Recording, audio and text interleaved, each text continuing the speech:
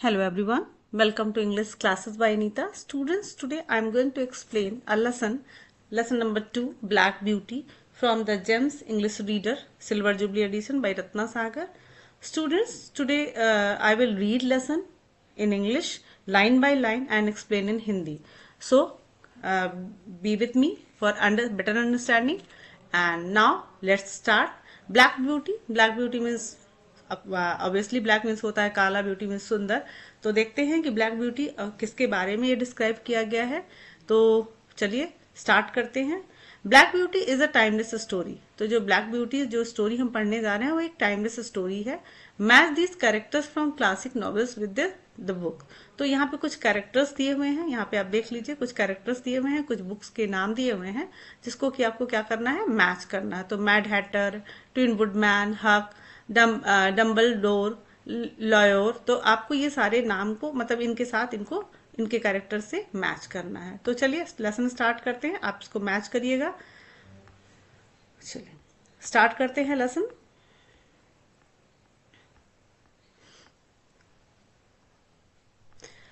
Little darkie. अब little darkie a young horse. Young horse मतलब colt जिसको कहते हैं. हॉर्स के बच्चे को हम कोल्ड भी कहते हैं. और यंग हार्स मतलब यंग वन ऑफ हार्स. तो उसका नाम है little डार्की. Remembers the time when he lived with his mother. तो वो अपनी एक जो यंग हॉर्स है यानी कि कोल्ड है और उसका नाम लिटिल डार्की है, वो अब याद करता है अपने मदर के साथ. जब वो अपने माँ के साथ रहता था उस समय को वो याद करता था. ही रिमेम्बर करता है. He remembers his friends and his kind master. तो वो अपने फ्रेंड्स अपने दोस्तों को याद करता है और अपने दयालु जो मास्टर था उनका मालिक था उनको याद करता है. Read this extract from Black Beauty by Anna Sewell to find out about his life on the farm. तो ये जो एक्सट्रैक्ट है यानी कि जो अंश हम जो स्टोरी पढ़ने जा रहे हैं वो एना सवेल द्वारा लिखा हुआ ब्लैक ब्यूटी पे है. और वह चलिए देखते हैं कि वो उन्होंने फार्म यानी कि खेत, फार्म मतलब होता है खेत, तो अपने वो खेत और अपने उसके जो उनका एक्सपीरियंस है उसके बारे में वो क्या बताते हैं. तो चलिए स्टोरी को पढ़ते हैं. The first place that I can well remember was a large pleasant मिडो with a pond of clear water in it. तो द फर्स्ट प्लेस यानी कि जो कोल्ट यहाँ पे जो यंग हॉर्स है लिटिल डार्की, वो उसका मेमोरी है. तो वो बताता है कि जो उसका पहला जो जगह है that I can well remember, जो उसको अभी मतलब कहता है कि मुझे बहुत अच्छे से याद है. वॉज ए लार्ज, वो बहुत बड़ा था. प्लीजेंट मतलब बहुत ही खुशनुमा था. मेडो मतलब घास का मैदान. विथ अ पॉन्ड जिसके बगल में कुछ एक तालाब था. Of a clear water in it जिसमें कि बहुत ही साफ पानी, मतलब उसमें बहुत साफ पानी हुआ करता था. यानी कि जो लिटिल डार्की है वो बताता है कि मुझे वो एक जगह जो उसकी पहली जगह जो उसको याद है बहुत अच्छे से याद है.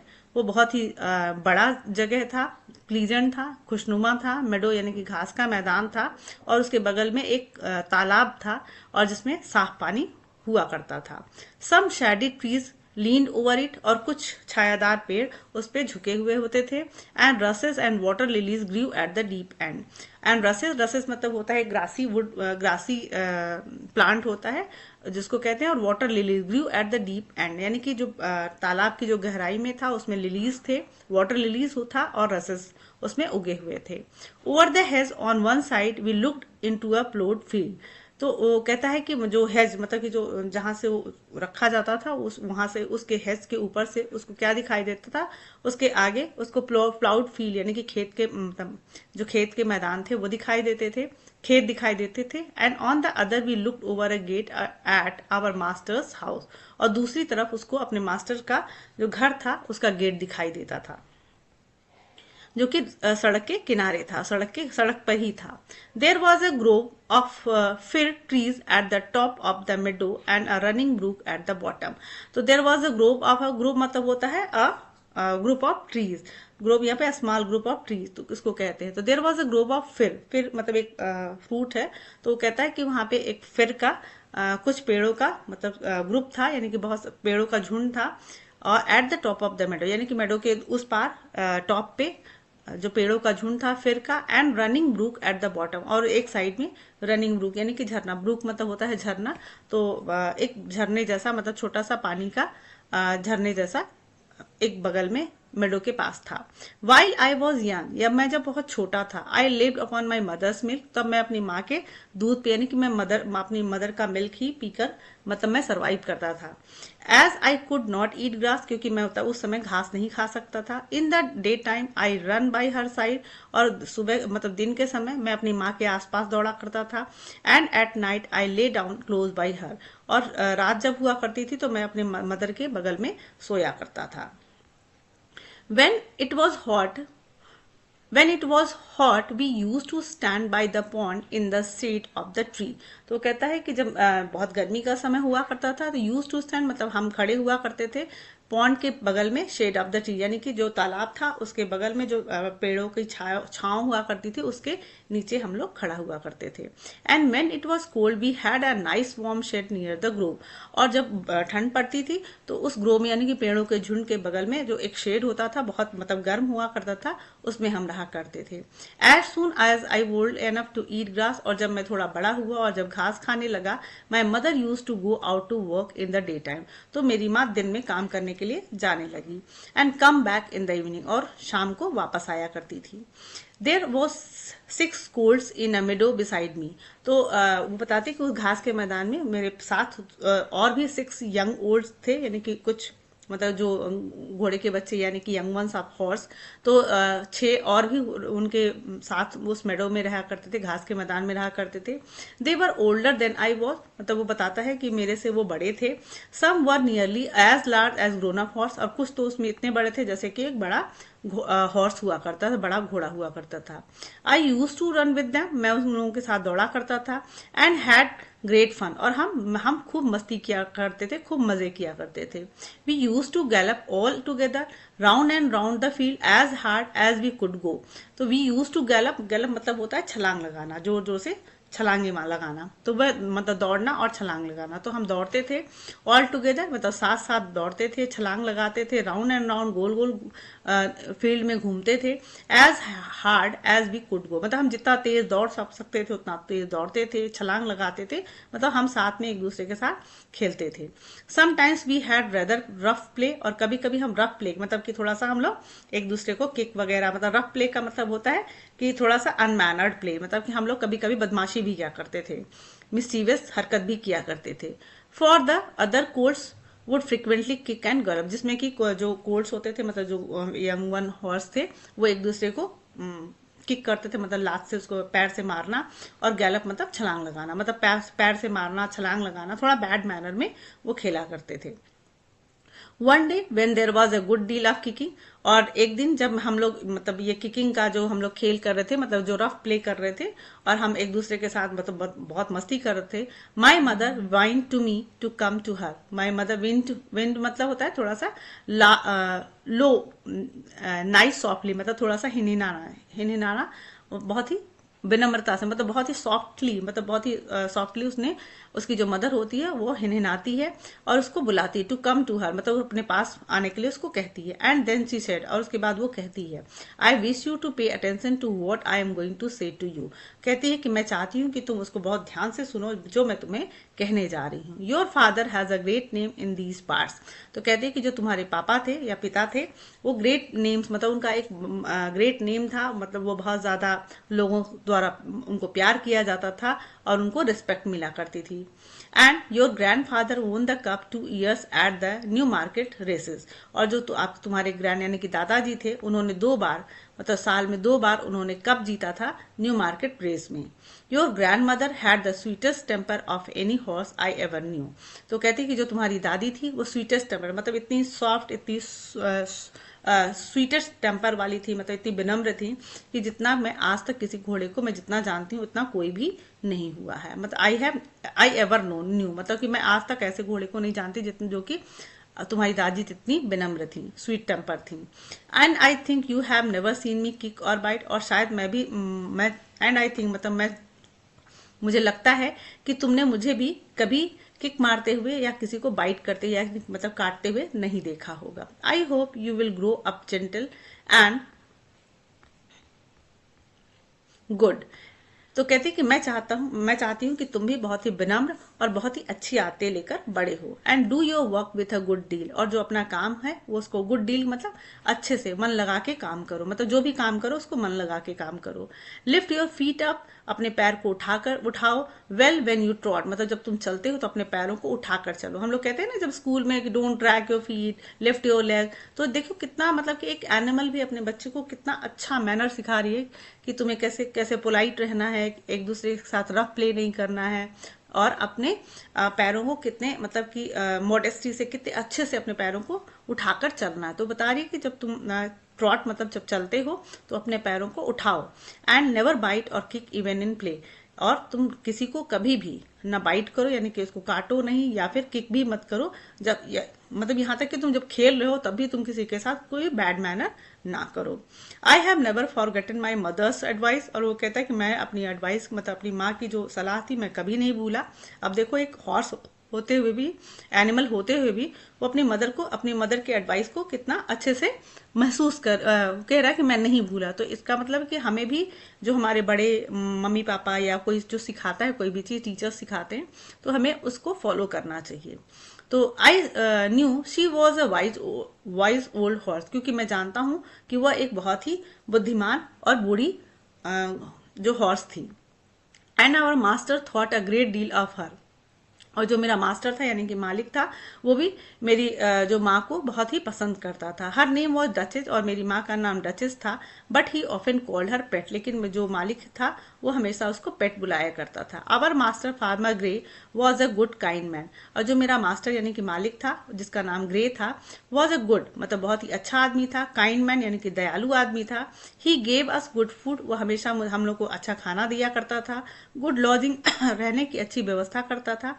एंड काइंड वर्ड्स, और हमारे साथ बहुत ही अच्छे शब्द यूज कर, मतलब हमारे साथ बहुत ही प्यार से बात किया करता था, प्यार से बोलता था। He spoke us as kindly to us as he did to his little children, और वो ऐसे हम लोगों से प्यार से बात करता था, इतनी विनम्रता से बात करता था जैसे कि वो अपने बच्चों से बात कर रहा हो। We were all fond of him, हम उसे मतलब हम सब उसको बहुत प्यार करते थे। And my mother loved him very much, जो मेरी माँ थी उसको बहुत ही प्यार करती थी अपने मालिक को।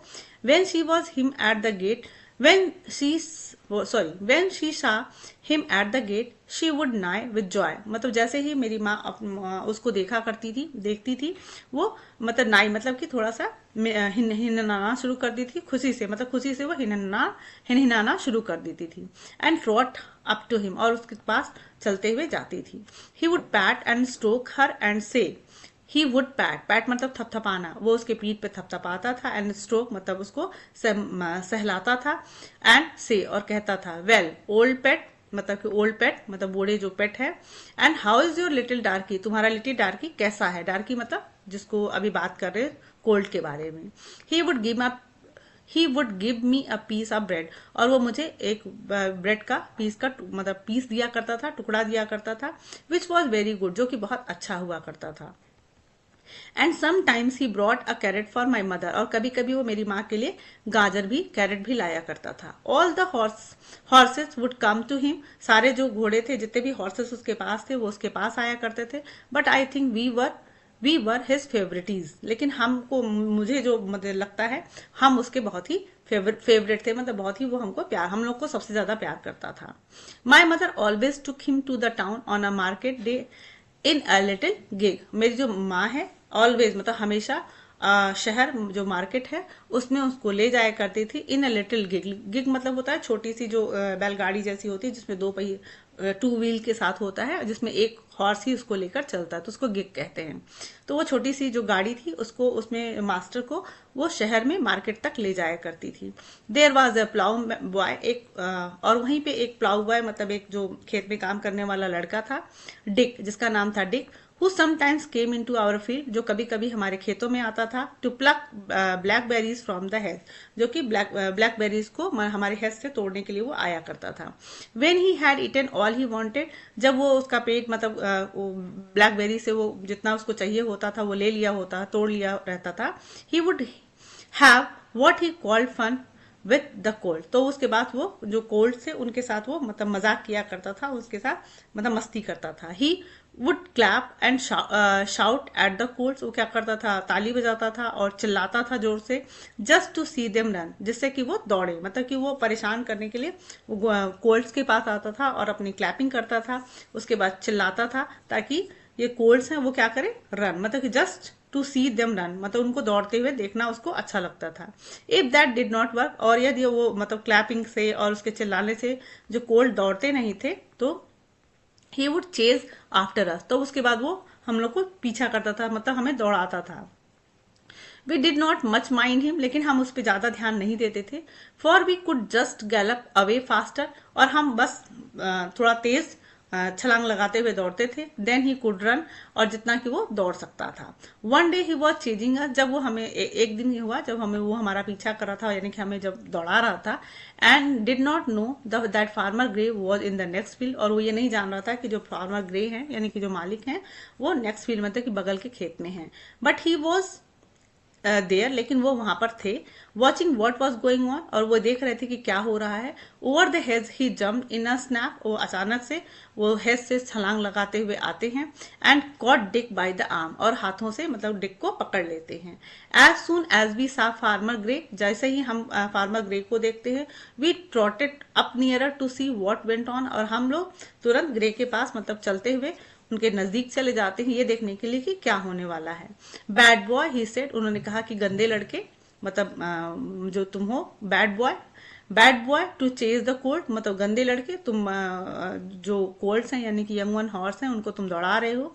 This is not the first time, ये पहला समय नहीं है, मतलब पहली बार ऐसा नहीं है। नॉट द सेकेंड, दूसरी बार भी नहीं है। But it shall be the last, लेकिन ये अंतिम होगा, मतलब कि ये तुम्हारा ये पहला टाइम नहीं है, तुम पहली बार ऐसा नहीं कर रहे हो, दूसरी बार नहीं कर रहे हो, बट ये तुम्हारा लास्ट चांस होगा। I shall not want you on my farm again, मैं तुम्हें अपने खेत में दोबारा देखना नहीं चाहता हूं। सो वी नेवर सा डिक एनी मोर, उसके बाद हमने डिक को दोबारा अपने खेतों में नहीं देखा।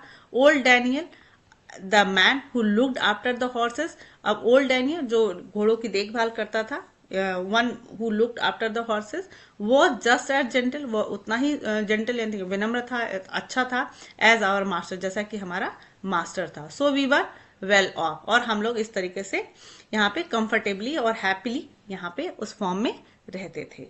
तो आई थिंक स्टूडेंट्स आपको ये लेसन बहुत ही अच्छे से समझ में आया होगा। सो कीप वॉचिंग, और अगर आपको पसंद आया तो please like share and subscribe me. Thank you for watching.